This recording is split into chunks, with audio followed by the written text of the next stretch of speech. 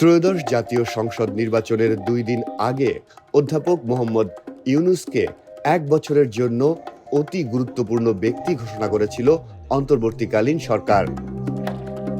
দায়িত্ব হস্তান্তরের দিন থেকে পরবর্তী 1 বছর তিনি বিশেষ নিরাপত্তা বাহিনী এসএসএফ এর নিরাপত্তা সুবিধা পাবেন। আইন অনুযায়ী দায়িত্ব শেষে রাষ্ট্র ও সরকার প্রধানরা স্বয়ংক্রিয়ভাবে এসএসএফ সুরক্ষা পান না, যদি না তাদের ভিভিআইপি হিসেবে ঘোষণা করা হয়। ভিভিআইপি ঘোষণার ফলে ডক্টর ইউনূস 1 বছরের জন্য স্পেশাল সিকিউরিটি ফোর্স এর কঠোর নিরাপত্তা পাবেন।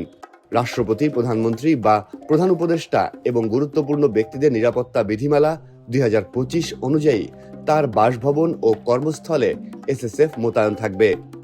তার উপস্থিতিতে আয়োজিত সব অনুষ্ঠানে নিরাপত্তা স্ক্রিনিং করা হবে। দেশ বিদেশে সফরের সময় পররাষ্ট্র মন্ত্রণালয় ও সংশ্লিষ্ট দূতাবাসগুলোর সমন্বয়ে সর্বাত্মক নিরাপত্তা নিশ্চিত করা হবে। এছাড়া তার সঙ্গে নিয়মিত যোগাযোগ থাকা কর্মীদের বিষয়ে পটভূমি যাচাই করবে এসএসএফ। বাসভবন, কার্যালয় বা অনুষ্ঠানের স্থানে আগত দর্শনার্থী, যানবাহন ও সামগ্রীর প্রবেশ ও বহিরাগমন কঠোরভাবে নিয়ন্ত্রিত হবে।